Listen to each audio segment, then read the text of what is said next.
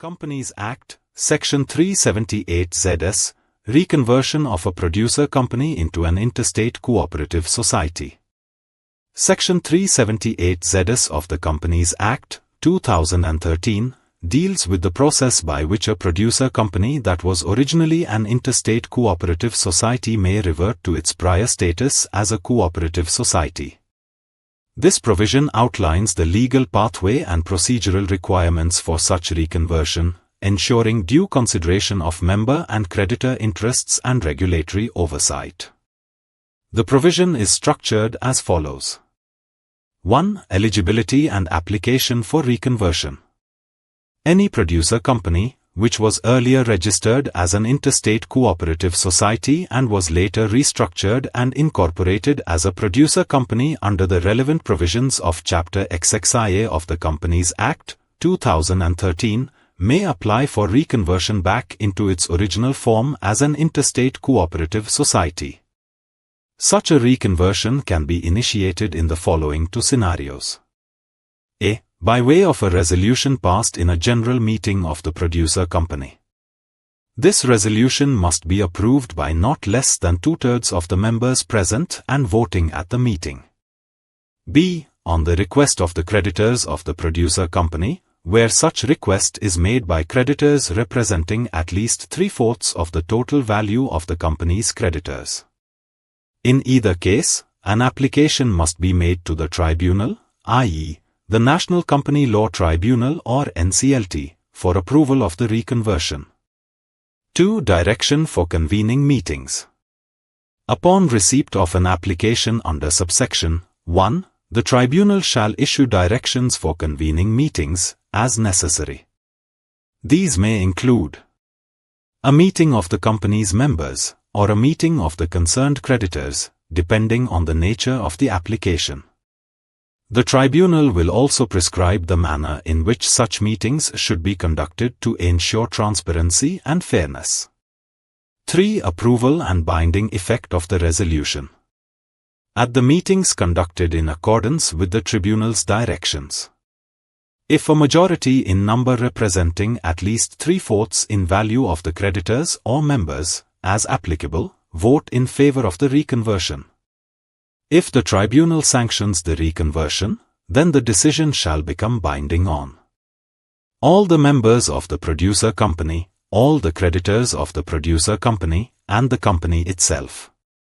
However, before granting its approval, the tribunal must be satisfied that the applicant, whether the company itself or any other party initiating the application, has fully disclosed all material facts relevant to the case.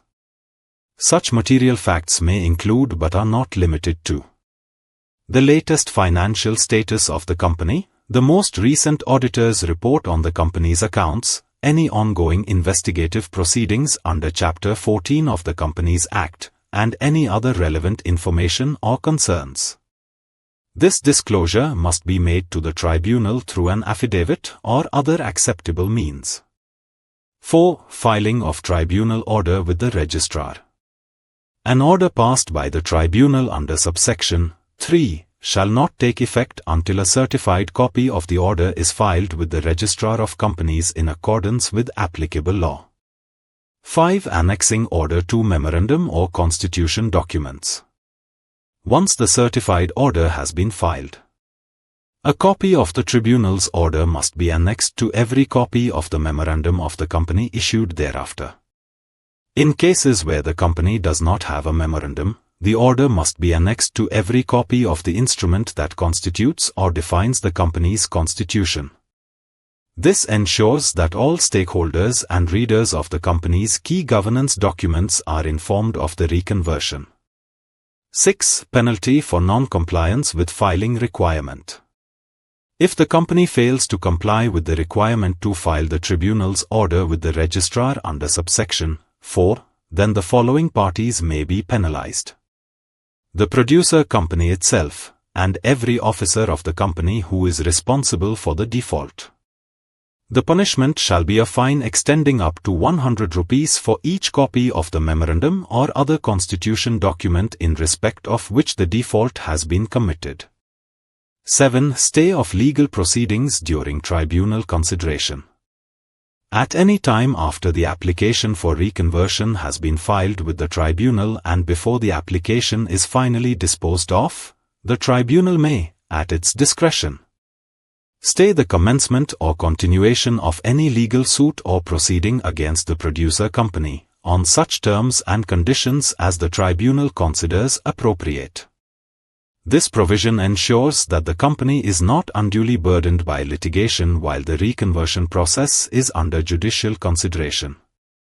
8. Registration under the relevant cooperative law post-sanction. Once the tribunal sanctions the reconversion, the producer company shall be under a legal obligation to apply for registration as a multi-state cooperative society under the Multi-State Cooperative Societies Act, 2002, or any other relevant law in force at the time, or alternatively, register as a cooperative society under the respective state law, as applicable. This application for registration must be made within 6 months of the tribunal's order sanctioning the reconversion. In addition, the company must submit a report of such registration to the following authorities: the tribunal that sanctioned the reconversion, the Registrar of Companies, and the Registrar of Cooperative Societies under whose jurisdiction the company has now been registered. For more details, contact us.